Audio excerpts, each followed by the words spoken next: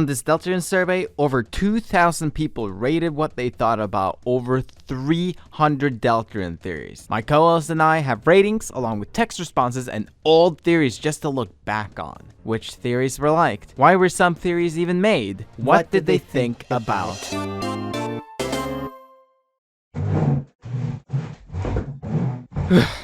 Remember that machine I stole from Andrew Cunningham in my last video? Well, I'm using it again. Modified and all. 0 months, and I'm finally uploading a Deltarune video for the new chapters. Talking about hundreds of theories. You might think, well, every theory sounds like a lot for one video. And that's because it isn't one video. This video is just one installment in the series, and you can watch them in any order. It's not like there's gonna be a secret plot where me from the future travels back in time to the first survey video. Before any discussion, I just want to explain my intentions. This survey isn't just about talking about which theories were right and wrong, but also to just show off the ratings. They have a relation to fan culture. It's also about archiving an old part of the fan base for any new people or old people to just look back on. These theories weren't just made in a vacuum, so we might say something interesting about fan theories along the way. Or maybe not. I don't know what you've heard others say before, but I really hope that what me and the co-host end up discussing is cool to you. This video will work as the starting off point for this series, so you can always come back for more. If the ratings and discussion for that theory doesn't interest you, like something boring along the lines of,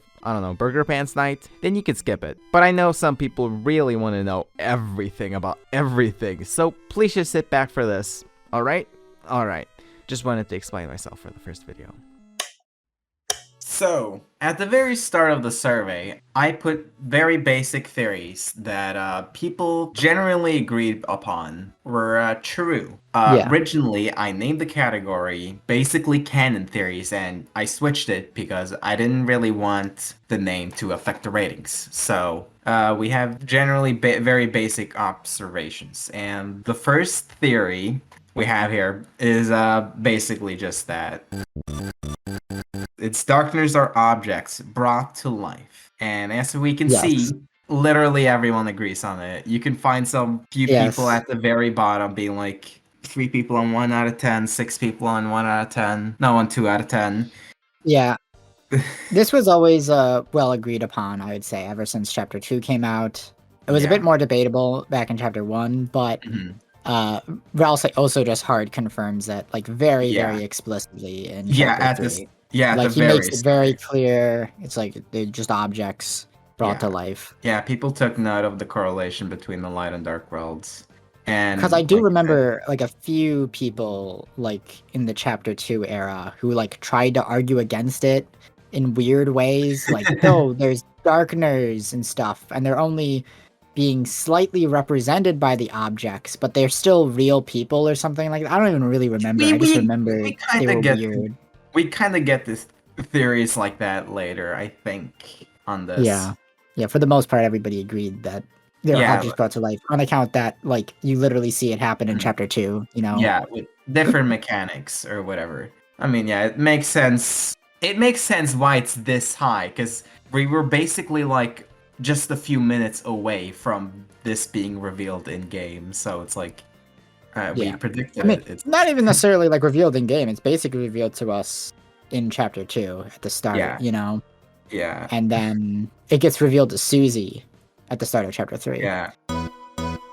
Looking at like some of the text that people sent on the survey, people said stuff like, Darkners being objects brought to life isn't a theory, it's fully canon. And it is. This is someone that was like trying to talk against it. At the end of Chapter 2's Dark World, Chris picks up every object from the computer lab, regardless if you recruited them. Yet in the recruitless route, the objects aren't turned into objects in the Dark World. I think they mean darkeners. Okay. Because they didn't recruit them, but Chris still brought the items there. So the argument is that like darkeners have a soul or something, and that Chris needs to recruit them in order for them to actually manifest. But I don't think that's really meant to be how it was working. Yeah, they're saying that they're personifications of objects, not brought to life.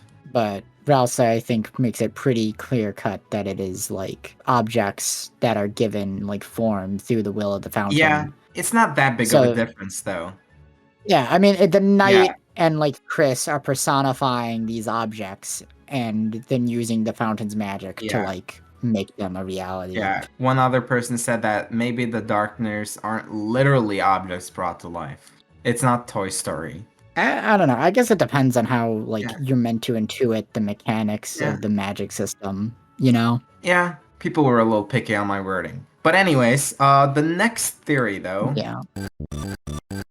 T theory, you had this item with like character-based T, and people thought that depending on which one you gave to which character, they would react on how much they like that specific character. Yeah, there was like the healing percentage you got from the T for each character was dependent on how much they liked the character. It's obviously still very overwhelmingly positive ratings with 10s, but still a little bit less compared to the previous one. But the interesting thing regarding T theory for me is the fact that, well, almost everyone agreed that T theory was correct. Mhm. People still had very different interpretations of T theory and how like these numbers specifically correlated to the characters' relationships. Yeah, it seemed like some of the people who took the survey, they sent in some texts, and it seemed like they rated it lower based on some interpretations other people had on the theory. Like one person said, "I gave T theory a 7 because I don't like how people interpret it. Namely, a lot of people use it as evidence that Chris doesn't like Ralsei." Yes. And that was a big one. People brought that up a lot. And then people mentioned that would mean that Chris hates Noelle or whatever. Yeah. Because they healed the Because same amount. Ralsei was healing Chris 60, and then Noelle T heals Chris like 70. Which to me just signaled that it's like, no, Chris doesn't hate Ralsei. They just don't know Ralsei that well because they met them 2 days ago. Yeah. I mean, yeah, this one was also true. Yeah. Another interesting thing to regard about this, though, is in regards to the new chapters and the fact that Toby made all the T's rotten in the new chapters, so you couldn't use them anymore. Probably a mix of both item balancing and then also players would have to actually read the dialogue to intuit the characters' relationships with each other instead of just reading off a graph with like numbered variables, you know? Berdly is dead after Snowgrave. Well, this one's still a lot of positives. It's not a bunch of 10s. It's a bunch of positives across like 8, 9, and 10. 7 too. Some people thought that Berdly died, but this one was not true. Yes, this is one of those rare instances where Berdly was in fact not dead after getting hit by a fatal spell. He is just sleeping. More seriously, though, he seems to be brain dead. Yeah, people who thought that he wasn't going to be dead brought up that he could be like brain dead. In terms of Berdly, either he's dead or he's in a coma, or he could be brain dead, or his body is alive but his mind is gone, which is what brain dead is. Which I think it makes sense that Toby decided to write it as Berdly is brain dead, because that kind of like hand waves it away in a way where Berdly is functionally dead, but we don't have to worry about the plot line of people looking for Berdly and shit like that. Yeah, you know, I think it could be something like that. Berdly does die, but not now. He dies later, but the reason why he doesn't die now is so the reader could still be aborted, so he could like become fine later or something. Yeah. So this theory was definitely onto something, but it wasn't true. Yes, it wasn't like completely true. Yeah. Yes. Yeah, he was brain dead, and some people thought it brought that up when sending text into the survey. There's rate Gaster is Mystery Man theory. Yeah, this one seems to be higher again, but it's I mean, obviously it's high because it's what everyone's thought for ages now. Everyone's treated it as it's true. One person in particular who sent in text said, "I feel like we believe Gaster is Mystery Man for so long without questioning it that it would be weird if he wasn't." Yeah, it would definitely put everything in a weird spice if he confirmed that Gaster was in fact not Mystery Man. Maybe he might not look exactly like 100% like the same exact sprite or whatever. It's probably going to be a little different. I mean, this one's still not confirmed or whatever, but it's like there isn't really much reason to go against it, I think. Is there? I don't think there's any reason to not believe it. Yeah. Watch what could happen is the Mystery Man is the Eggman, but isn't Gaster. Oh, that's Watch that stranger. happen. That's stranger. Right? That's no. Oh, there are a few people. A few who are like giving it a 5, rather slightly more 5 out of 10s than 6. It's not that outrageous as some later theories we'll get to, but it seems like some people were like, well, it's not completely confirmed, but I guess I do all kind of believe in it or whatever. Gaster is the person that drove the secret bosses insane. Yeah, people thought this because of like the Gaster motif showing up and it being a strange man, and that's like it seems like this one's a little bit up in the air. So this one was like fairly well liked, right? Almost everything is like 8 or above, with like a few 7s and not that many people below that. But I feel like nowadays, like after the new chapters, this theory has become much more contentious, and that the people don't agree on it as much anymore. At least that's just from what I've seen, you know? Same. I don't really know what I believe in. Personally, I still think this is probably right, but like, although honestly, I think this was one where I gave like an 8 myself, just because I also felt like the idea of the secret bosses being like the knight's trauma regarding Gaster and the bunker and stuff was like a very good theory that could work well. And that still feels viable because, well, I was thinking it under the context of Chris Knight. The fact that, like, we're doing Death's Knight with, like, and stuff, she still has all that same Gaster trauma that Chris has, right? There was this, they were the exact same experience, the exact same event that Chris went through, that Death also went through regarding the bunker. So it being, you know, like a weird manifestation of her trauma regarding all of that still feels like it could be right. Also could then work with the idea of just the knight being the one to drive the secret boss is insane. And also keep in mind for the people, just to remind them, right, when we're saying secret boss is insane, we're only talking about Jevil and Spamton. Because we're just talking about like chapter 1 and 2 theories. So we're not talking about it in the context of the knight or Gerson. Well, honestly, I think Death's being driven insane by Gaster is like still a very strong theory. Oh yeah, that's just kind true. of like probably almost definitely true, unless Friend did everything and Gaster was just standing there. You know. From one person, they said, I believe it's possible Spamtham's story might be somewhat more complex. Tenna and Mike are behind him too, and not simply Gaster red-pilling him like Jebel. What do you have to say? I mean, the Tenna stuff is true. I don't even remember the whole Tenna Spamton thing. I know there was a cutscene with like Spamton and Tenna, but I didn't find it. Oh, that one. Yeah. Gaster is the person in the opening. The very opening, where you make like a vessel. The Goner maker. And then it's discarded. Because of Gaster's leitmotif shows up there, and the speech pattern is very similar to like the that one lab entry. I would be shocked if this wasn't true. Yeah. This one's also pretty overwhelmingly positive. I guess there's a few people who are not completely convinced. Yeah, it's the second highest rated one out of these, like these first few. Yeah, nobody really said anything too much against this one, besides like typical like vague enough that it could be something else. You know, was one thing that was brought up. I'm surprised the survey did not manage to find any like hardcore Gaster deniers. Because there are not too many. Yeah. Other people who did the survey were like, no, it's 100% true. And then there was, I think I saw like one person who was just trolling. The thing is, you also got to keep in mind with like the survey results, it's a more hardcore fan base that's going to be taking the survey. Yeah, that's the also Gaster very denier true. Peoples tend to be like very casual fans, you know? More so, yeah. So people who would like disagree with the idea of Gaster being in the game at all probably would not be taking the survey, you know?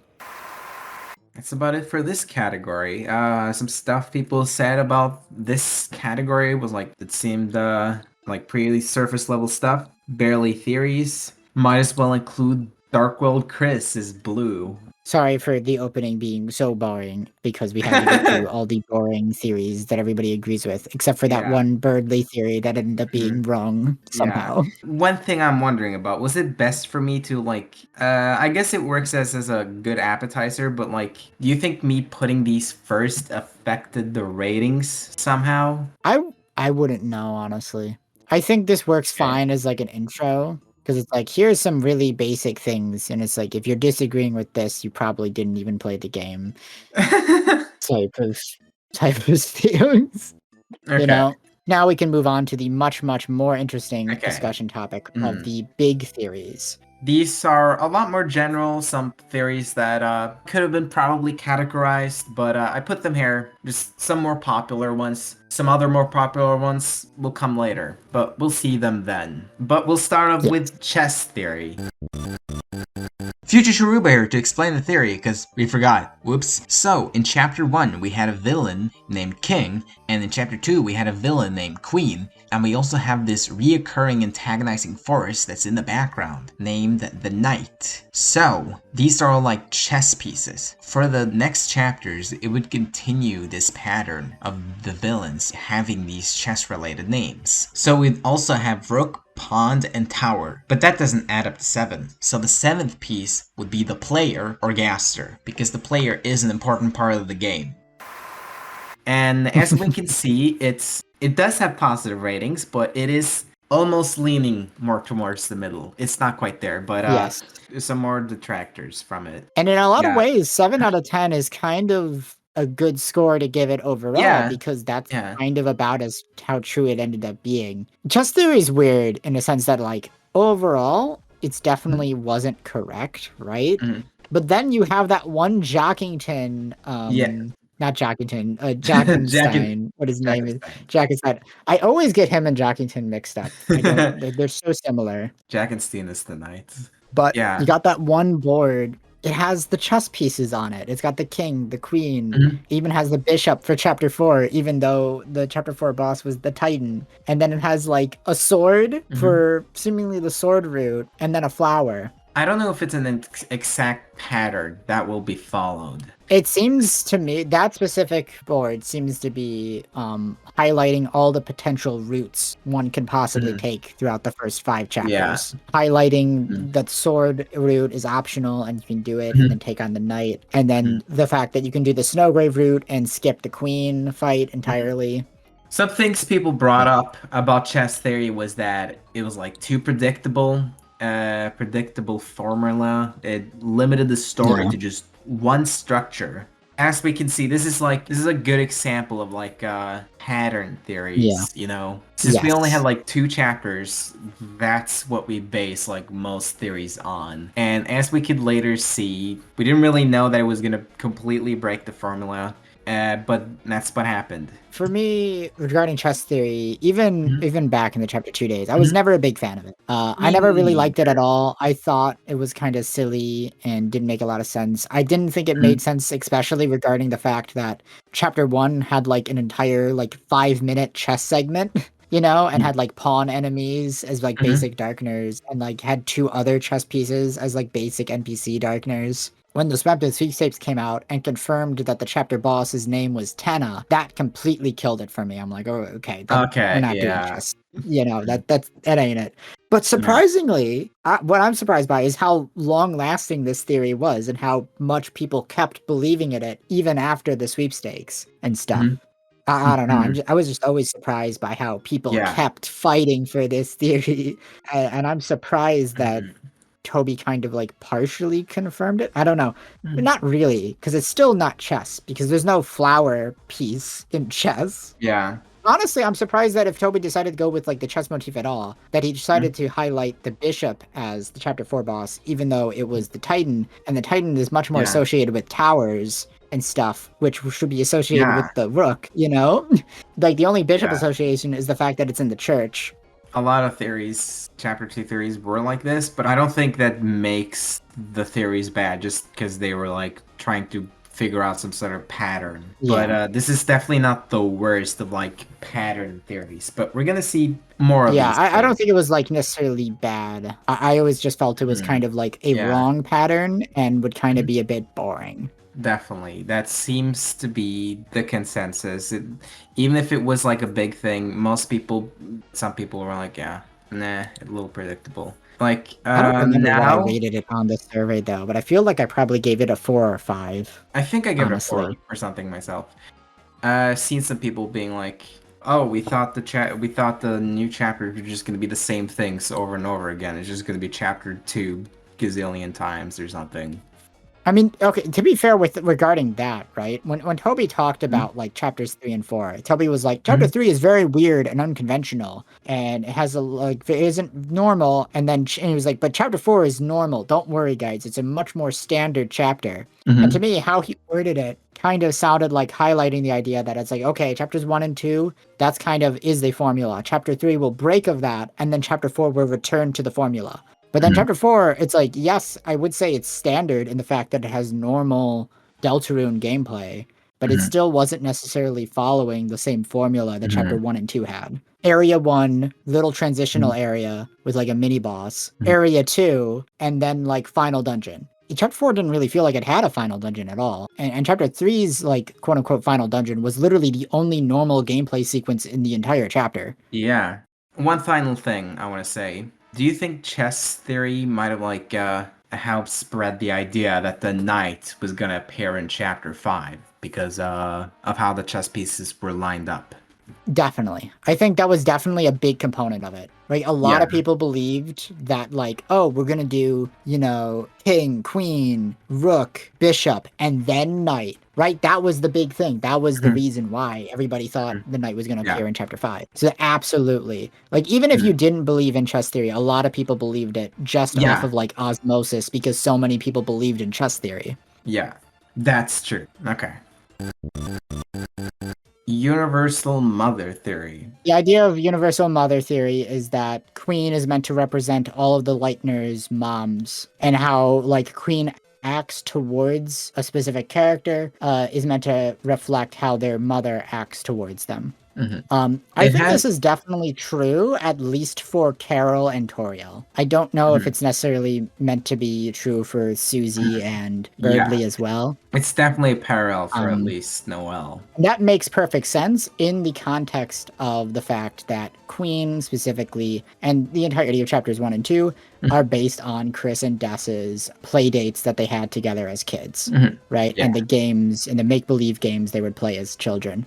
And that Des would assign the laptop the title of Queen and stuff, and it probably like would base it off of her mother. So that makes sense in the context. But then also a Bix of Toriel as well, because Chris was probably also, was definitely also there. And so I think within the new context of what we've seen in the new chapters, and the stuff we see happen regarding Queen and Noelle, and Carol and Noelle, and then what we see what happened regarding Toriel and Chris, like in the ending of chapter 4 of Toriel getting like drunk and stuff, and that one scene in chapter 2 where Queen gets drunk. I think it lines up perfectly. That is true. So yeah, I would say this is more or less at least 80% correct, and was a mostly right theory. Yeah. Even if not every little guess and idea regarding it was right, the core idea was definitely feels correct. Yeah, that suits up with how people rated it. As some people said, it's not a theory, more of an analysis. I think it's just Noelle's mom. I don't know. The Dark Worlds kind of help the Lightners in different ways, I don't know, not like necessarily escapism, but like Lancer being there for Susie. So in Susie's case, so Queen might not parallel. King could definitely parallel her home life, like the relationship that Lancer has with King. Does that make sense? Susie's home life in regards to her parents. It seems like she's an orphan and she's just been going through like the foster system.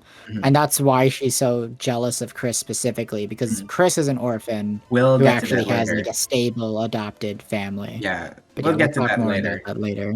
It still kind of works as a parallel. You do have Lancer and his relationship with his dad. She doesn't really have someone to lean on as like a parental figure until like chapter 4, where we get Gerson. Yeah, anyway, this theory is pretty much correct, and it was fairly liked. Mostly correct. It was fairly liked. Yeah. It's definitely more right than wrong. It's more right than wrong.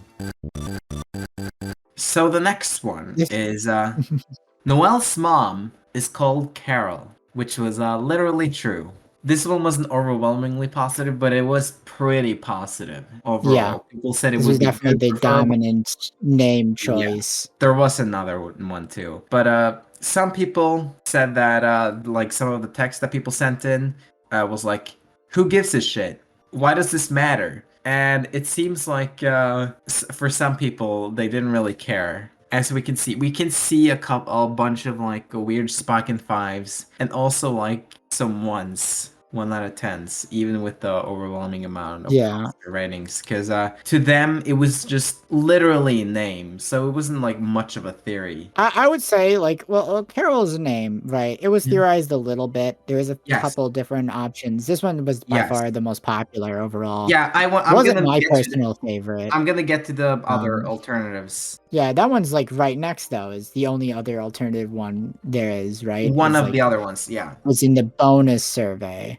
which was the one that I personally liked the most, which was Clarice. Might as well just talk about both of them at the same time. Yes. So this one. This one's a little bit more towards the middle. This survey did not get as many results as the other one, but I wanted to do the survey anyways because I wanted some results, and I don't know. It felt unfortunate that I didn't include some of these forgotten theories because some of them are for the context. Shiruba did like an extra survey after the first one that got like a little under 200 responses that had a few extra theories that weren't in the original survey. Yeah, so we got a smaller sample size for these ones. Yeah. So as we can see here, this one's a little bit. We can't see a spike in 7s. And then there's also like a spike in 5s because it's like I said, it's just like a theory on the name. I made something for this earlier. You remember this? I made like a chart. I cross-referenced the bonus survey with the original survey. Now keep in mind this is a very small sample size. The 69 people that answered both surveys that I were able to cross-reference with, Mayor's name is Carol, was overwhelmingly positive. That was like a bunch of like. It was leaning more towards the right side, more towards the middle. Explain the name? Hello? Yeah.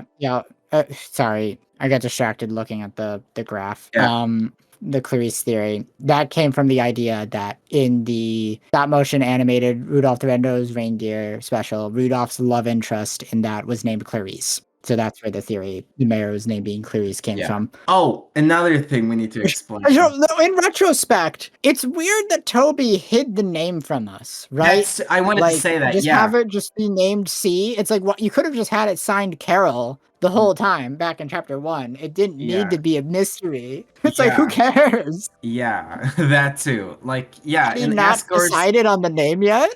Like, in Asgore's flower shop, we can find like some papers signed C. That's where that theory came from, that Noelle's moms start with the letter C. She's the mayor and all that. People drew those connections. But back to the actual theory here. Even with the small sample size we have here, I think the reason why this one's more towards the middle is because this one's a little bit less Christmas related on like a surface level. Like Carol is a lot more. But you have to know the stop motion like TV special, you know? Do you think the results for Clarice would have been different if both of them were included in the original survey? Do you think that would have affected results for Carol? Yes, I think so, especially if you actually included the logic for the Clarice theories. I think if with that like knowledge, people would definitely be more receptive to the theory, I would say. Despite the fact that it was wrong. But it was literally just like kind of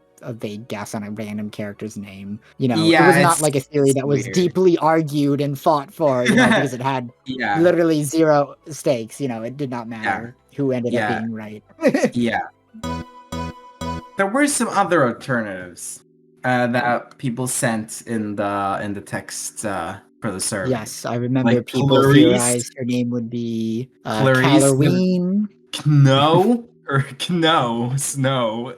And then Yeah, Christmas or Christy or Chris, which I yeah. think is kind of bad Chris to with a have. C. Yeah, I think it's Yeah. kind of dumb or kind of bad to have two characters with names so similar like that. Or maybe Yeah. it would be a little confusing or a little hard to follow. I mean, we It would already have definitely Caddy and be Caddy. bad. Yeah, we Yeah. already have Caddy and Caddy. Actually, So... that's worse. That's worse. yeah, So, that's worse.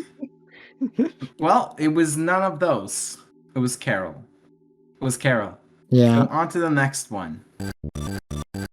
Noelle attacked Darkners at the start of chapter 2. Yeah. This is the idea that at the start of chapter 2, Noelle and Berdly fall into the Dark World, and then they get attacked by Queen's forces, and then they do battle with them. And that's why there's a bunch of like craters on the ground and stuff. The idea lists just Noelle attacking them, but really it's more so the idea of Noelle and Berdly, I would say, attacking them. It's possible that Noelle didn't attack them, but Berdly did, right? And that's why Queen captured Berdly first. I don't think that makes sense with the pronouns they used. That's true. But yeah, I think this is probably true. I do think Noelle probably attacked some of the Darkners. At the very least, there was some kind of battle that happened between Noelle and Berdly and the Darkners at the start. Looking at the ratings, this one's, I don't know, it doesn't have a lot of ratings, but it is a little bit more towards the positive side. Some people being a little bit negative on it, but it's doesn't seem that Yeah, this hated. one's mostly positive. Yeah. And a big part of the theory is that Noelle kind of blacks out when she does it and then just doesn't remember. Yeah, some of the text responses I got was that would explain why Queen believes Noelle is strong in the first place. Yep. And Noelle doesn't seem to know how to battle until she joins you. Those battles are kind of different than the battles when the soul is not true. present at all. Rudy will die theory. This one's pretty positive. no. People thought that he was gonna die. It was not surprising, and that it would be good or preferable for him to die. 60% of people. It hasn't happened yet. Yeah, it hasn't happened yet, so we don't know. Yeah. Every chapter he's not dead. Does that increase the chances that he's not gonna die overall, or does that like increase the chances he'll die next chapter? Right? Who knows? Someone's got to do the math on this, and it's not gonna be me. Put your guesses in the comments. Will he die? In which chapter will he die in? One thing that people brought up when sending in like text for the survey, people were like, no, I don't want it to die, but it's gonna happen. Yeah. People felt bad about giving it a positive rating, which is funny. Yeah, there isn't really much else to say about this one. Yeah. It's kind of pretty straightforward. Yeah, it's straightforward.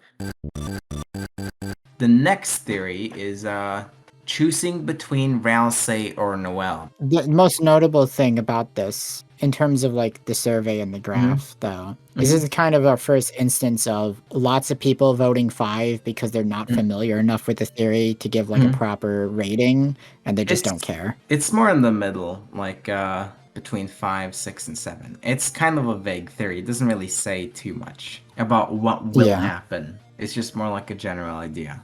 This was like one specific video.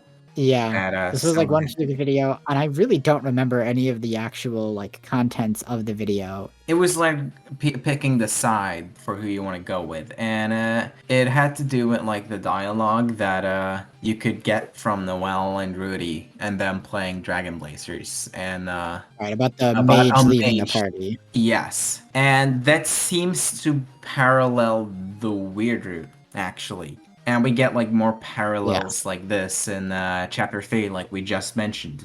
Yeah, like, it seems like to me like that dialogue is meant to be referencing something else, and not specifically the idea of like choosing between Ralsei or Noelle. Yeah, this is a more earlier theory. So it picks one thing out from the game and then kind of ignores everything else. It felt like to me. Yeah. Whatever. It simplifies the whole dynamic with what's going on with the story and Dragon Blazers. Like, as you can see, it uses Dragon Blazers as a way to, like, reference video games. We see that in the Dark World. Noelle brings it up, like, compares the fighting system in, like, the actual game Deltarune to Dragon Blazers. reference video games, and this whole dynamic between like Deltarune itself and Dragon Blazers, it expanded a lot more with the new chapters, because now we have like the prophecy. It inspired Gerson's books, and then Lord of the Hammer his inspired books. Dragon Blazers. Yes, basically. Yeah, one thing people pointed out from people who were doing the survey was that Noelle and Ralsei are both mages. So yeah, Yes. the mage leaving the party is pretty much just the weird root in chapter 2. Oh, this next one is from the bonus Yes. survey. If I remember correctly, you did not give a great explanation for this Yeah. theory, and the theory is Noelle gets hit by a car theory.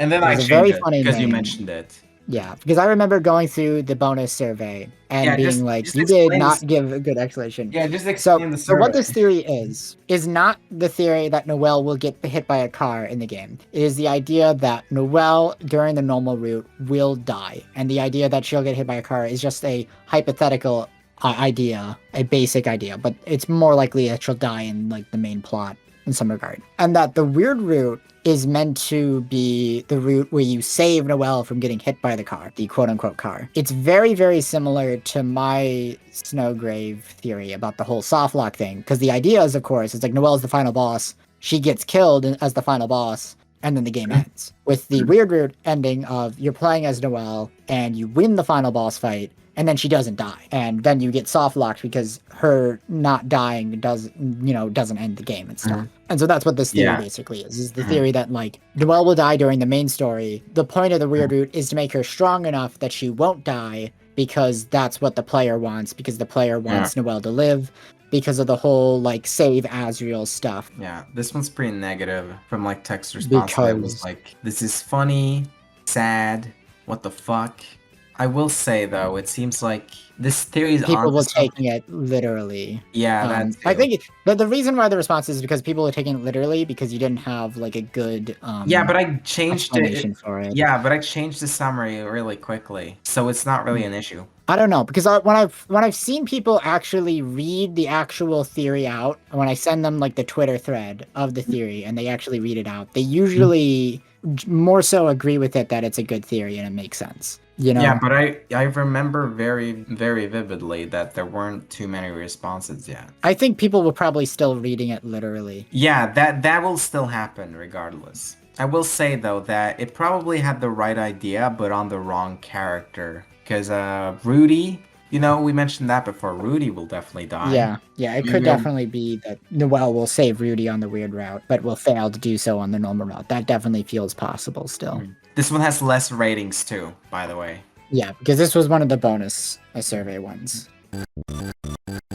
Next theory is Toriel Hills Undyne in Chapter 3 Weird Route. Very negative ratings, or more towards negative. I can see why it's this slow. It's very, I remember you are genocide coded. So I can see why it's I would say here. This was like a decently popular theory in the sense of like people knew about it. I wouldn't say it was popular and people liked it, but people like knew about it. It was a discussed thing. It was something a lot of people discussed, but generally that discussion was fairly negative, and it was mostly people being like, yeah, that's a bad idea. I don't like that. That's dumb. Yeah, basically this theory thought the weird route was going to be like, have like us the player manipulating not just Noelle, but other characters too, like Toriel. Which is, I don't know, it's kind of boring, and it never made any sense to me. Because usually how I would see people argue in favor for it is the idea of you would intentionally make Chris take damage, and Toriel would be a party member for some reason, and then Toriel would kill the Darkners for hurting Chris. I thought that was a fine idea. As some people thought that people say it's too early to kill another character, especially an Undertale one. Too much too soon. Yeah. Good but cheap. Like, the idea of like Toriel attacking the Darkeners, right? That's like that's more reasonable. The idea of Toriel killing Undyne, that feels completely unreasonable. That's like, how the fuck could that even conceivably happen? How are we gonna convince Toriel that she needs to kill Undyne? How could you ever have that and not have it just be terrible? Yeah, some people said that it would diminish the weirdness. someone asked if Chapter 3 would even have a weird route. I guess not much really happened in the weird route we got. And well, for Chapter 3, it's just like how the Spamton sweepstakes that was added like right before the game came out said. It's not applicable, but the weird route equivalent for Chapter 3 was the sword route, which kind of just gave us a tutorial on how to do the weird route. That too, I guess, because this game was just gonna be was supposed to be released all in one go. Yeah, I didn't really hate this one, but Noelle being like the focus of like the weird route and stuff, being such a big focus, did kind of put it down. So the next one is, I don't know, this one's a little weird. I don't know. Weird routes only happen when Noelle is in a Dark World theory. I think I named this one a little weird. I don't know. Yeah, this is definitely more of an issue with the name, because if it was just the weird route only happens with Noelle, then we would objectively say it was 100% true. So within that context, that is correct. Yeah, I don't know. The way I named it kind of makes it imply that the weird route isn't something that's activated. And what I really meant, I think what I really meant was that the weird route stuff happens when Noelle is in the Dark World. Yeah. What you mean is the weird route is Noelle exclusive. We're not gonna be it was just a telling Toriel to murder Undying. Like we already covered. I think earlier. the reason that's I think the reason why I ended up naming it like that was just it was supposed to be like a counter theory to Firegrave. Plenty of positive ratings. It's not like overwhelmingly positive, but it is pretty positive. I mean, if we adjust the name to simply be the weird route is Noelle exclusive, right? Then it's true. I mean, I wrote down in my notes for this one. It's like weird route is Noelle only, but she doesn't need to be in the Dark World. You know, I don't know why. 19% of people said it would be disappointing, but 31% said it would be good and preferable, and 26% said it would be not surprising. Yeah, people agree that it's Noelle focused because of like she's like into video game secrets, and this is like this falls into that. That's like why wouldn't we continue on fucking with Noelle instead of trying to like make Toriel evil, which never made sense. The weird route also, or the secrets, they extended a bit more out from the weird route, like the sword route. Yes, that's true as well. We will get soft locked in the weird route theory. So this is one of my theories, although I usually never phrase it like this. How I phrased it is simply that the game doesn't actually end, and it just you just keep playing, but there's just nothing to do. So, which is a soft lock in a sense. I guess. Specifically in regards to how I theorized regarding it is the idea that like Noelle is meant to be the final boss in some capacity. The weird route will have you play as Noelle in the final boss, and she will be so powerful because you spend the entirety of the weird route making her get stronger that she then cannot lose, even though in the normal route she is supposed to, which then causes the game to soft lock because the final boss that you're supposed to beat in order to end the game doesn't get beaten. And I think that would be a cool ending for the weird route. Personally, I think it's a cool idea. Looking at the ratings, though, it's kind of a little all over the place, kind of in the middle, and also some people voting towards like the negative side. Some people would be a lot of people saying it would be disappointing, but also some people who said it would be good or wouldn't really care either way or not surprised. Yeah, I think a lot of the negativity is in regards to people hearing the word soft lock and then immediately thinking bad game design, which they immediately then think is bad, which therefore, if this theory is true, the game would be bad, even though it's like it's about the weird route, guys. Oh, I didn't. Toby wanted the genocide route to literally delete your save file. In like, in Undertale, and he just couldn't get it to work. So I think the weird route ending in a weird soft lock frozen state where the game like freezes and stuff. I think that's very appropriate, and is something Toby would do. One is some people say like awful game design but a really cool idea. Don't think it will really happen, but it sounds kind of cool. Awesome and terrible, and like you say, it's something Toby Fox would do. And weird route, if you think about it, it kind of takes elements that you would typically see as bad game design, like hiding secrets behind like very precise actions, and then you also have like the genocide route from Undertale. There you grind through most of it, and you would see that as like bad game design, but it uses elements like that to like it flips the formula in Undertale. No, you always spare them. And here you make the player kill everyone, and you just kind of want to be done with like the encounters, and then you're like, finally, I can go further. You stop second guessing what you're doing, and it becomes a natural part of what you're doing. You stop caring about the characters. It's not bad game design. It's it's not bad game design for the game to have like a false ending in a sense, right? Like this is functionally just an ending we have one ending in the sense that the game doesn't end. Like that's the gimmick behind it.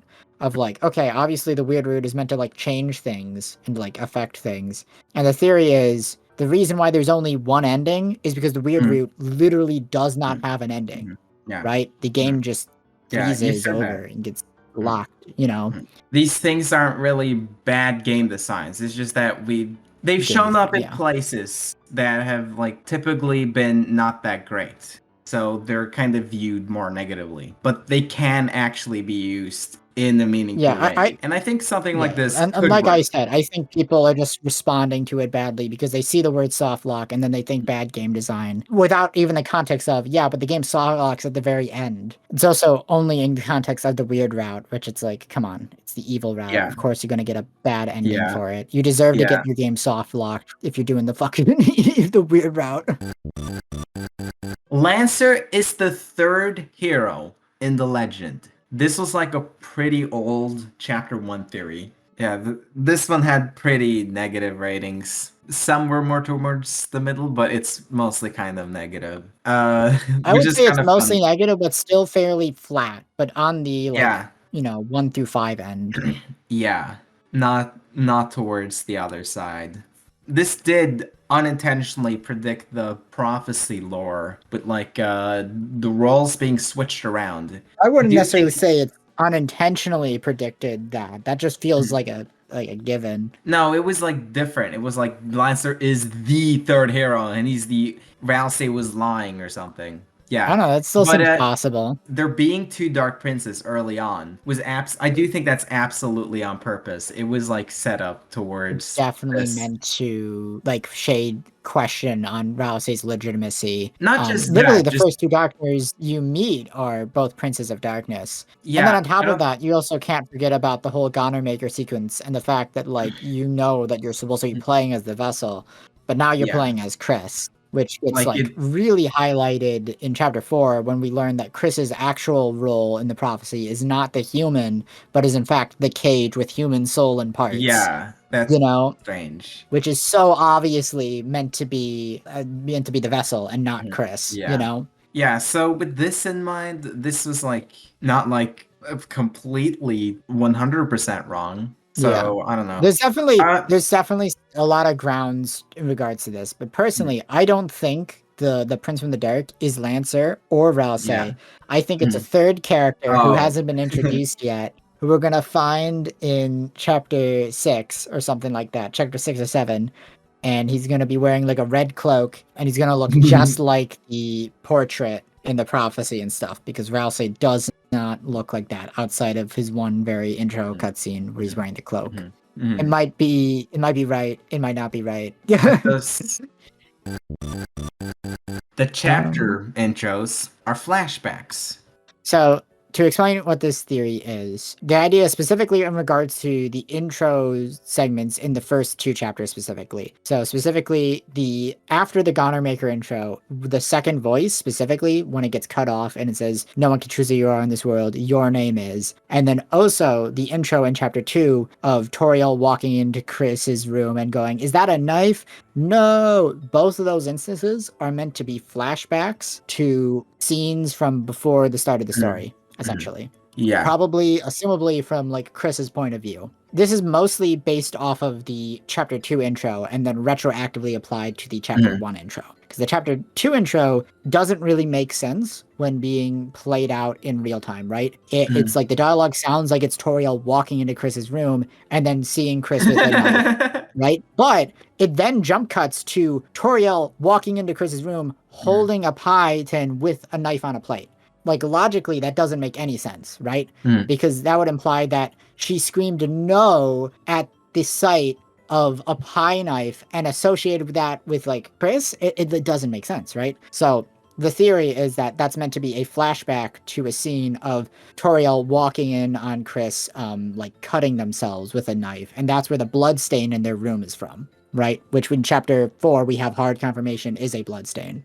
Yeah, I don't know. To me, looking through what people had to send in like text responses, it seems like some people were there was like confusion both in regards to it, like what kind of scenes it would be, but also like what I even meant by like chapter intros. Like some people thought that it included the Garner Maker. So I don't know. I could have maybe explained it better. I don't know. Maybe the way I explained it probably made there be like a unnatural spike in like 5 out of 10s. Weirdly in the middle, but whatever.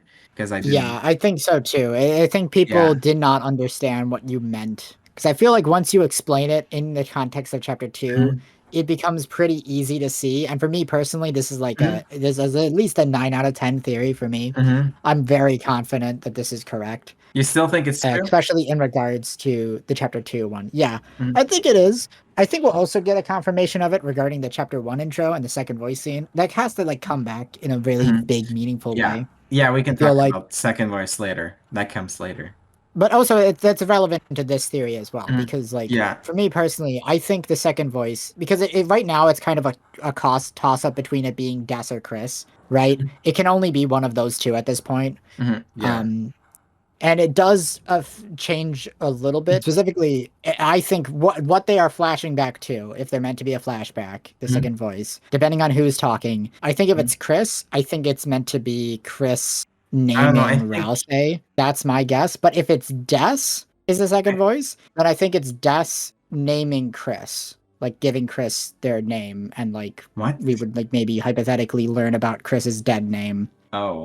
When the thing is explained. I think this is more relevant to second voice theories. We can. This is a second voice theory, Shiruba. Yeah, but what do you think about this theory? For me, I'm a big fan of it, and I think it's correct. Yeah, I haven't really second guessed it that much. I think there's definitely a lot of like debate to be had regarding the first intro, I would say, but for me, the second intro, the chapter 2 one, that has to be a flashback. There's no way it isn't. I saw one person on who sent some text through the survey that it was good for chapter 1, confusing for chapter 2. See, I feel like it's like if it isn't a flashback, chapter 2's intro is confusing and doesn't make sense. One person said that I believe it's a flash forward. That could be true. It could be a flash forward. Yeah. And then one person said, feels like an excuse to get rid of possible plot holes in Chris Knight. That's silly, because it has barely anything to do with Chris Knight at all. Like, if anything, it's only slightly connected to, like, Chris' second voice if you, like, theorize about it in, like, a very specific way. This next one's pretty funny. If you think about it for more than 1 second.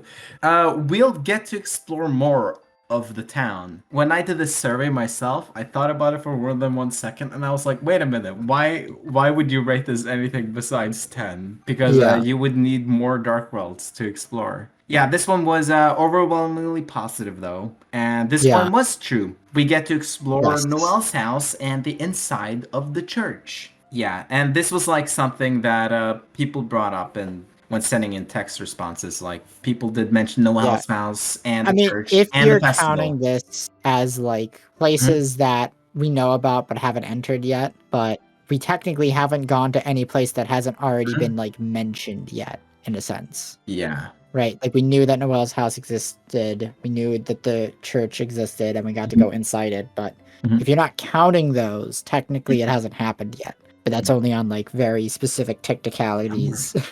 I'm reading. One of the things people said was, are you fucking serious? Will we see more of the game that we're only 2 of 7 chapters in? What are you even saying? Yeah, exactly. I realized that myself. It was pretty much a given. Even here, we might we might have some people rating this really low. And like I've said before, it might be because they're not really rating it based on the likelihood of the theory or the story or thematic reasons or any other like reasons like it would be dog shit or whatever, but rating it like based on how much that aspect of the game needs to be theorized about or whatever, like the name stuff. Yeah. There are less stakes here to worry about. The next one. Spamton sings the wrong number song in Undertale.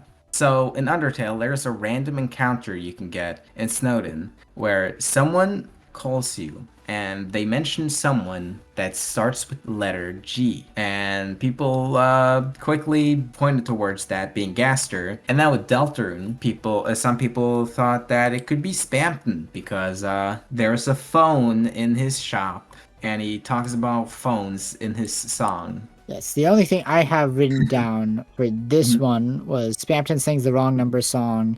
It was Chris Lamau. Yeah, it was Chris. It was Chris. Yeah, in chapter 4, you can make Chris sing the wrong number song to Berdly over the phone. Yeah, so someone did sing the wrong number song. So I guess it was one half of the theory was right. Apparently it was Chris, yeah. I don't know, the way this theory developed is strange. People saw two random things or whatever. People just drew that connection just because Spamton has a phone. It's not like they're the only one with a phone. One thing. This was kind of a whatever nothing theory. Yeah. I don't think it was ever that popular. Most people gave it 5s probably because they've never even heard of it up until when they took the survey, you know? Well, there are, but it's more towards the negative too. Because one thing people brought up was that he's in a dark world and it's a different universe. Though, like it doesn't make any sense. Though some people say it's fun, more of a silly headcanon stuff than actual theory material. It's also kind of a vapid, meaningless theory that adds nothing and changes nothing. Yeah, one person asked, how's this a big theory? Which you asked too. Okay, yeah. Most people said that they also would not care, like 46%. That's a huge amount, but like you said, it doesn't matter. Yeah, which is why they said they don't care, because it's a nothing burger theory. It adds nothing, it changes nothing. It has nothing tied to it. There's no stakes. It doesn't matter. So, memory heads in Undertale foreshadow Deltarune. Back when I was adding theories early on to this, I used a Deltarune theory tier list as a starting point. As a basis starting point. Yeah. And this was one theory I don't know, I couldn't exactly understand what it was trying to say or whatever. But that tier list was weird, right? Because it had this theory, but it didn't have Noelle Angel on it. It didn't? That's strange. Yeah. You know which one I'm talking about. Okay, but I tried my best to describe it. Yeah, this theory was about their dialogue and not about the faces of the memory heads, because that's a different theory. Yeah, I know about that theory too. I think that theory doesn't quite make that. I think people are just. It definitely was wrong. It was definitely people just seeing shit. Yeah, you know? I've seen people still that people are still doing it now. It just kind of feels like people are drawing connections where they want to see connections, where there actually aren't any. One person said that, gonna be honest, I don't want to watch a whole video about this. And because I probably didn't give a proper explanation or whatever, it's kind of just more towards the middle or whatever. It's just kind of whatever. I don't really know what to say about this one, so 5 or 6 or whatever. I don't know, I feel like it could have presented this theory better. From half-bred chaos it was. Future Shiruba. The dialogue is just so vague that it could be foreshadowing anything. So I think that's what struck past Shiruba. Sans, Papyrus, and Gaster are all in the same family tree. I think the way I named this theory was a little, I don't know, I think it's fine. A fanon way of naming this theory is what I wrote down. I feel like writing Sans, Papyrus, and Gaster have connections in some way. That could have probably been separate. Some text responses that I got seem to agree that it's kind of more fanon and it doesn't need to be a family connection. And some people say hard to take seriously, forgot this wasn't canon. And then one person is like, Gaster's Grandpa Semi. Do you think he's Gaster? Grandpa Semi? I don't know if Grandpa Semi is a real thing. It is a real thing. I don't know. I guess it's a real thing then. I've seen some people say this it's one person. This one's probably true.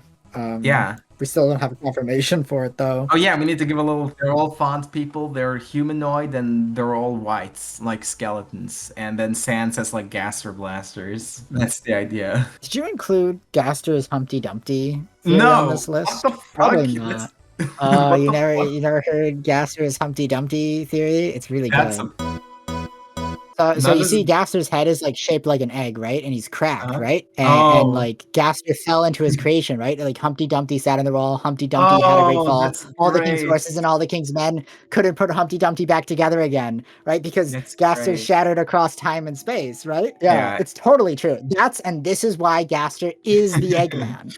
Because he's literally Humpty Dumpty, right?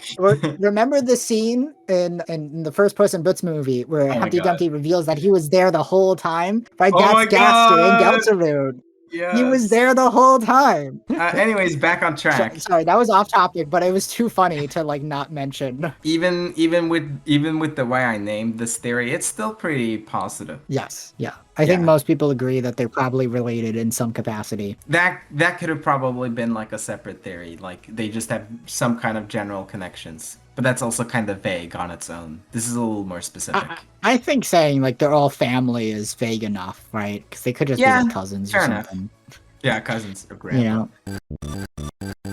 Sans isn't bleeding. This one is actually relevant because we got new arguments thanks to the new chapters. For this one. Yeah, that's actually true. Because now Susie bleeds. Which drastically increases the likelihood that Sans is in fact bleeding. Yeah. You know? So, basically, some people thought that Sans, at the end of the genocide route, when you finally hit him, that he wasn't bleeding. And that it was actually just ketchup. And Sans really likes to prank you. So, this is him just trying to make it more dramatic. Which was one thing that people sent in as like text. Fake blood to make it look dramatic. Sans making us feel bad for what we did. And then there were also some other people being like, ketchup ruins the tone.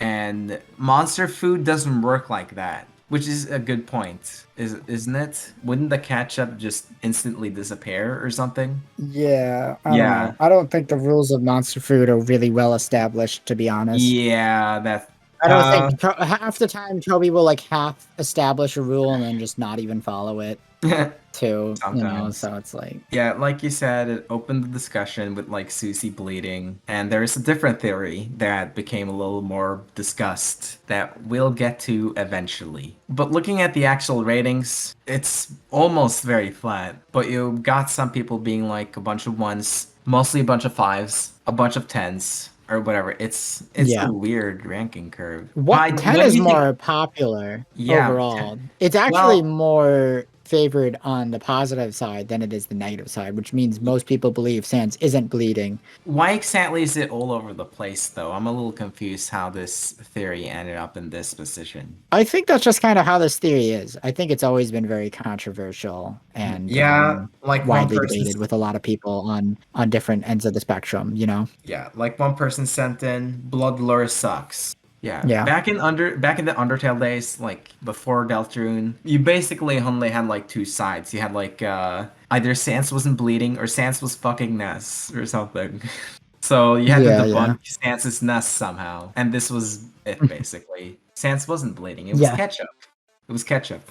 So yeah, blood lure sucks. Chara is not the first fallen human's canon name. This one's funny. It's we have a bunch of tens. This one is like, and then we have a bunch of ones, a bunch of fives. And then we have fives.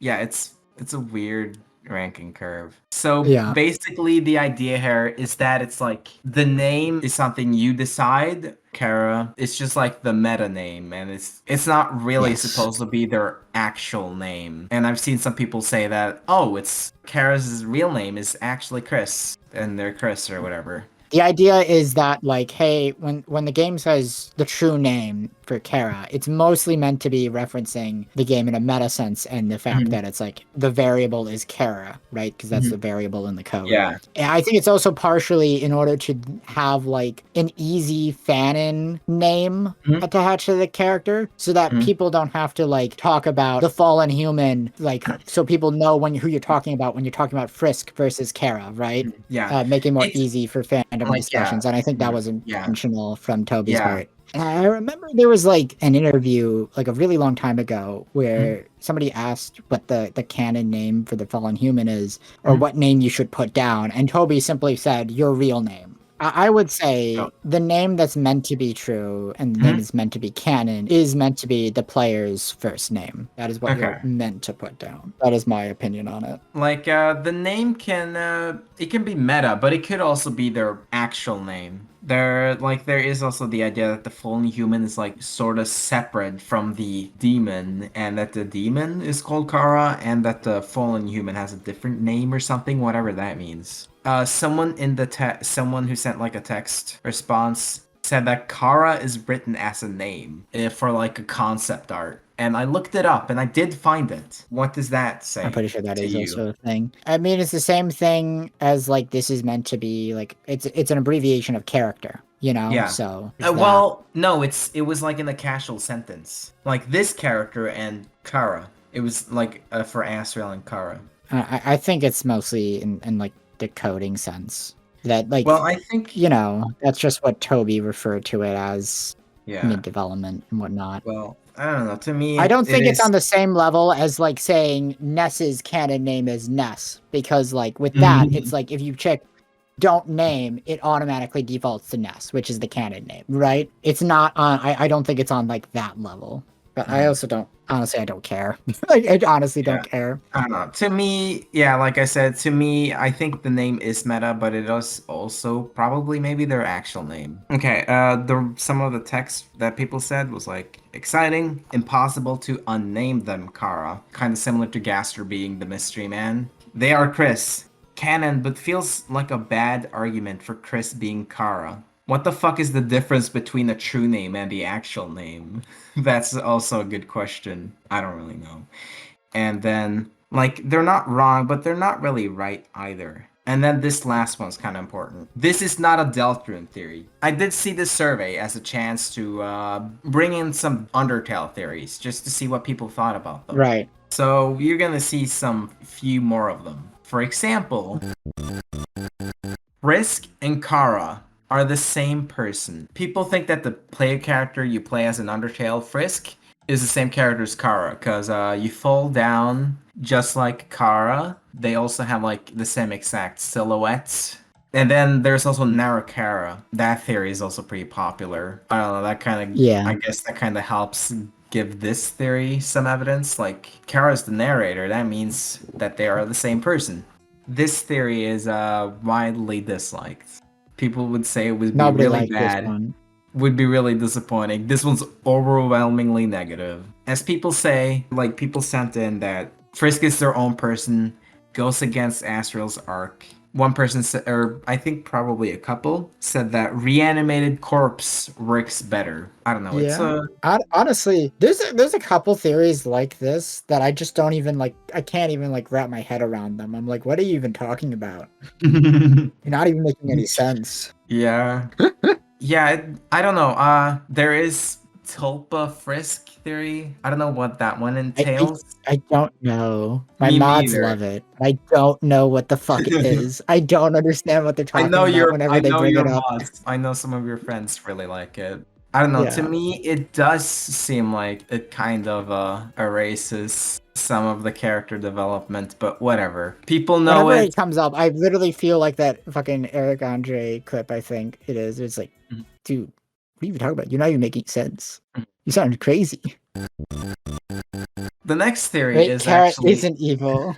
Yeah, Ray Kara isn't evil. I think I Yeah. could have probably named this one a little different. I could have probably named this, probably named it like Kara is morally gray or something. Or yeah, people My rated my this one. stance on this is Kara is like an abused 8-year-old child. It's Yeah, like the only thing we know about them is that they tried yeah, to kill themselves and then they failed and then they tried again later and yeah. succeeded. Yeah, basically the idea behind this theory is that it's you the player who's evil, and you killing all the monsters makes Kara get the idea that that's what they want too. People pointed out like the laughing that Kara would do as like in the flashbacks. People pointed out that that was like a coping mechanism with like a lot of characters in Deltarune, like using laughing as a coping mechanism. And so Kara wasn't any different with that. Like you said, you kind of see Kara as like a fucking 8-year-old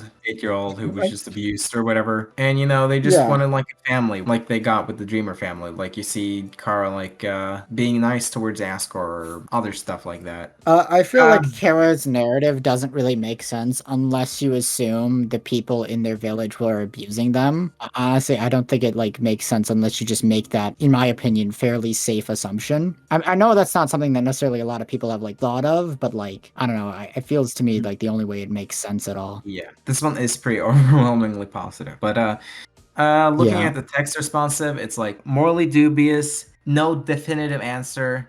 Yeah, that's probably the right thing here. Yeah, ambiguous. Evil Kara is fanon. The game wants you to see Kara as you. You killed those people.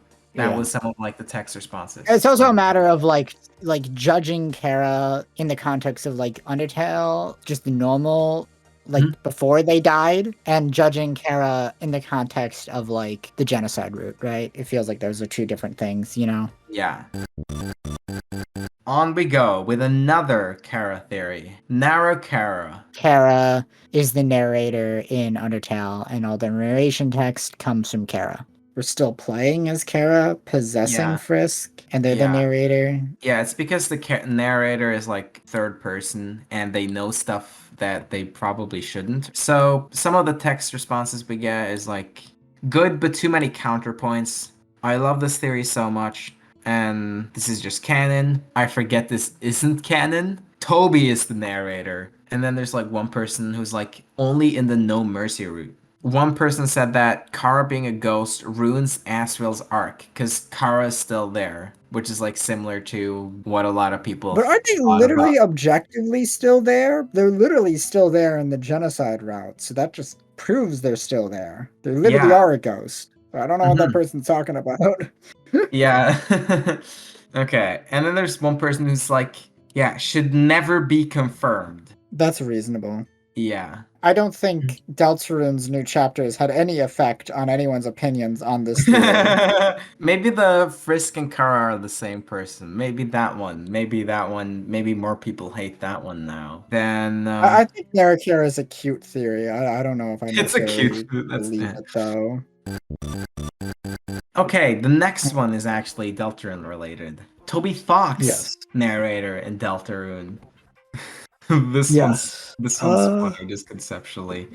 This one's pretty positive, but then you also have the big jump, the big spike in like 5 out of 10s, and also a Yeah. little spike in 1 out of A 10s. small. Probably because like Toby wrote the game and they're taking it way too literally, treating it like as a theory, like Nara-Chara. Like not that Toby's like literally an entity in the game. Yeah, that's the point, is that there is just a narrator, but it's not like an in-universe character that's Yeah. narrating the game, like Nara-Chara suggests. Yeah, sometimes the narrator is just a narrator.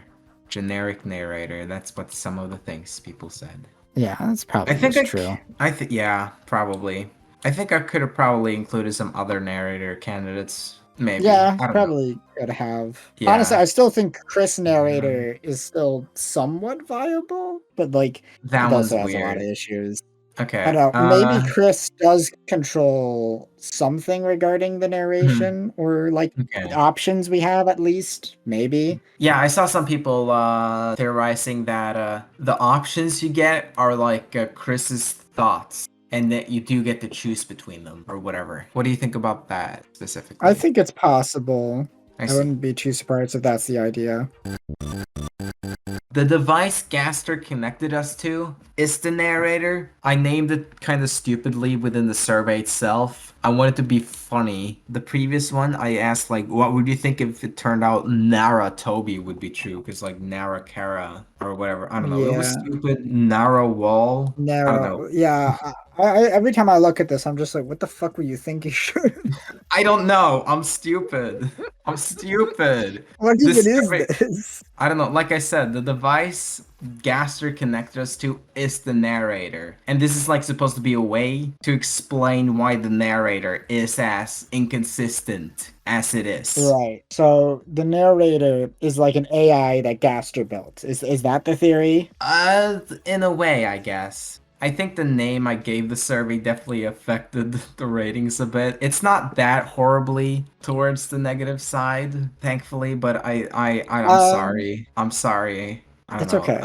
I don't want to treat this survey as like a perfect thing or whatever. It's not perfect. I tried my best with it. I will point out where were errors made because it's important to point out because it affects the results and stuff. We do have a bunch of 5, like a spike there. It is a little bit Yes, towards the middle, but we do have some positives. So this is a theory that would make sense for some, I guess. I think it's a matter of like it's a theory that not a lot of people were like familiar with. Yeah, that too. Some people said that it feels the same as Toby Fox Narrator, but makes less sense. And then there's like one person who says like more likely than Toby. And then there's like maybe a few, I think, who said that too goofy to be the device because of random jokes that you get. I mean, like, if we that must have an in-universe explanation for the narrator, it's probably Yeah. the one that makes the most amount of sense, I right? think so. That the Probably. narration is controlled by the device and Gaster's like Yeah. controlling it, but it's not literally Gaster Mhm. narrating at all times. Gaster also Yeah. does kind of jump in and chat with us at a few points though, after the intro and stuff. Like at the end of chapter 4, after you beat it, he's just like, the next part's coming out next year. And like when you get your butt kicked by the knight, he's like, yeah, you kind of getting your ass, fucked. You want to try Yeah. again? Oblivion Theory. This is like a big theory on like the vessel and like the themes of Deltarune, and it had like a big document. This one has like a big unnatural spike in 5 out of 10s. It's not like gradual, like with a couple of like 6 and 4s next to it. Yeah, it's but a it big just spike jumps of up. 5 out of 10s because people did not bother to read the document because it's like, what, 300 something pages long? It's like Yeah. insanely long. Yeah. And the summary was like only so good, right? And then it's like you can go to the thing and like read the TLDR of it. I'll try my best to summarize it now, which is Oblivion Theory is like the vessel is the night. They are making fountains to entertain the player, to have the player keep playing the game. That was like one part of it, but yeah. There's a bunch of other stuff in there as well. The most important parts of it, like Vessel Knight. We're wrong. Yeah, one criticism I saw of this theory was that it was like taking the themes of the genocide route and applying it to the whole game. I don't know. I can only summarize it so well, right? I can Yeah. only like read the Yeah. TLDR and then be like, okay, well, none of those points ended up being true. So Yeah. Some other people said that Like- that it was just like the same game again, that it was Undertale again, and it was trying too hard to predict the game. I think that's necessarily a bad thing, trying too hard to predict the game. That's what all theories are doing. Yeah, from like the text responses, people did say, I ain't reading all that, can't give an opinion. It comes from like everything they said. I think I could have given a better summary though. Even then, trimming down the results didn't really help to like remove this spike. Only seeing what people who answered 6 on how much they consider themselves to be into theories and what part of the fandom they were in, it did nothing. Some details may have been correct, but overall, the big key points of it were wrong. It was only right in the sense that the knight was making fountains with the intent that the player would go seal them, but not really for the reasons that the theory like suggested. That's true. Depth theory. The idea here is that like there's like a bunch of water symbolism with like the dark worlds. You have like the depths. That's like a word that's like used to refer to like the bottom of the ocean. You have like fountains, and you have Yes. like the bubbles. It's a lot of like words referring to water. And the idea here is that there's like Yeah. some water type realm of sorts where all of the Uh, darkness comes from. When So here's the thing about depth theory, is that it's a Mhm. widely agreed upon to be mostly correct theory, right? You can Mhm. tell by the graph, right? Then Yes. most people agree that there is something like the depths that's real. However, a lot of people don't necessarily agree on the details regarding how it would actually work. That is true. Right. I think the most simplest explanation is kind of the idea that darkness in Deltarune works kind of like an underground water reservation or whatever, right? And how you make like a well to get that water is how you essentially dark fountains work. That's why you're stabbing the ground, which then unleashes the darkness trapped within. And that's kind of how Chapter 4 describes the light and dark worlds in the prophecy panel, right? It was like above a world basking in light, grown underneath a world of like darkness or whatever looms. I don't remember the exact wording. The one prophecy panel, you can pull it up.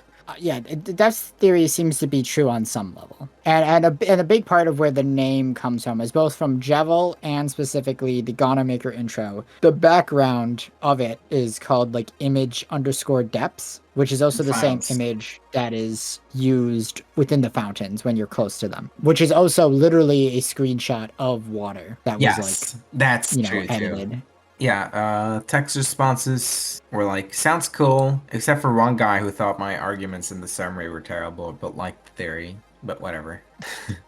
Also once again, another instance of people agree that there are something akin to the depths, but not that people agree on like how they're meant to work or how you've meant to define them. Yeah. Another thing I want to bring up is that the water imagery helps like contrast it with like the snow and ice theming for the holiday family, specifically Noelle. I do think that's important and will be relevant because you have all this darkness equals water stuff, and then you also have these all main characters who are relevant to ice and freezing things, which then obviously puts the idea of, hey, well, maybe they can freeze darkness, right? If it's meant to be like water, what happens if you freeze darkness, right? That does seem to be an idea that's gonna become relevant later. Yeah. Dark worlds have been made before. There were like different ideas there. Toriel, Asgore, Rudy, Carol had like their own adventures and like made dark worlds then, or it was like maybe Des made like a dark worlds at some point because like Noelle mentions like bringing her to like a place like this. Or even like Gerson. Yeah, I definitely remember seeing a lot of people suggest the idea that Gerson made Dark Worlds and stuff back in the Chapter 2 days. Yeah, because he talked about getting ideas for dreams. People said that about Gerson because Dark Worlds have this like dreamlike imagery. They are compared to dreams by like Susie and Noelle and Berdly. Yes.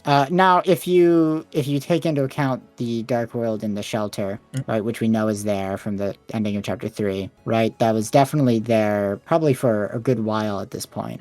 Then this is definitely true. So I'm pretty sure the origin of Dark Worlds does come from the Shelter Dark World, and that one was probably made by Gaster in Entry 17, and that's probably where it all comes from. Yeah, and that's meant to be like the creation that swallowed up Gaster. Yeah, Castletown was also brought up. When I like put this theory on here, I imagined like Dark Worlds that had been made before and no longer exist because Castletown and the bunker still exist. Yeah, but that changes things, right? Yeah. Which is definitely not true, I would say. Probably not really that likely. Another scenario I brought up for this theory was that the first area you enter in Chapter 1 was like this ruins, and you have like those Titan eyes. And the idea here was that Dark Worlds had been made here before at some point, because Castletown and the bunker still exist.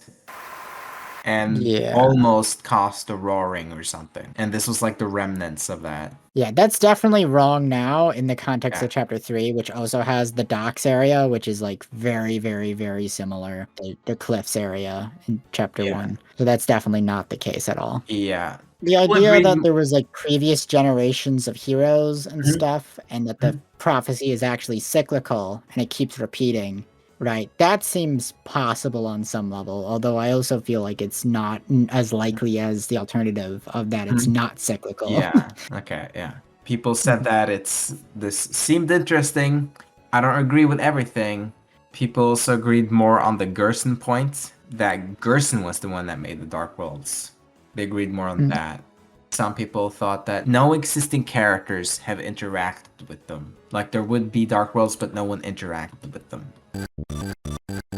Devil's Heaven. This was like a spooky dude video. The idea here was like Gaster was like trying to trick us, the player, and Chris or whatever. It doesn't really matter. But basically, Des was like a bait and switch. Or when Des was saved, she would be saved. But along with that, Gaster would be like freed, and it would cause like chaos of sorts. In whatever way that was like Right. sealing Angel's Heaven was or whatever, Hmm. that it would like not awaken him, set him free. Ah, hey, maybe this theory is still true. Maybe when we fucking untitanify Des, it unleashes Gaster, who's also the friend inside her. Not really like that, just more like, not that he's literally Des, but like he's separate from Des, but when Des is saved, Well, I'm Gaster not saying comes too. she's literally Des. I'm saying like if we can somehow separate Des out of the Night Titan thing she is, and then Gaster pops out. I Yeah. think that could make sense. Mhm. Just because she has the Gaster whole hands. So Yeah, we're still at a point that we don't know if this one's true or not. this one's still viable, still alive somehow. That's impressive. It could still happen. Yeah. So, in regards to like what people had to say about these theories in general, like final words, I haven't played Undertale in forever, and some of these I didn't understand. And then some other guy said, "What the f are some of these real YouTube slop crackhead theories?" Some of these are pretty silly, but I like the classic ones. And then, nah, I think everything stated. No. Oh yeah, they were saying that everything was stated perfect. One person said that they're trying to predict the larger scope of the game, which I feel is pointless, because Toby's vision is likely something we cannot predict. But they're mostly harmless. I mean, yeah, kinda. That is kinda true, in a way, don't you think? Yeah. It's a mixed bag of outlandish and grounded, said someone else. Yeah, that sounds about right for these theories, don't you think? I think it's correct. Anyway, I think that's it for this segment, right? That was interesting. Anyway, I think that's it for this segment, right? And that was the first thing we recorded. There is more to come. Night theories, secret boss theories, and much more to show. There was a lot of work that needed to be done just getting this whole project in motion, and still a lot of work just into one of these. Because do you have any idea how long this would take if this was all scripted? Anyways, since this is the first video, I really don't want to show myself explaining myself into each and every video. So all the other videos should be more straightforward, unless something important comes up. Well, that's it for me. Check out my Patreon, my Ko-Fi, my other art, like music, or Chestnut's channel. He also makes videos. Okay, see you later. Bye bye.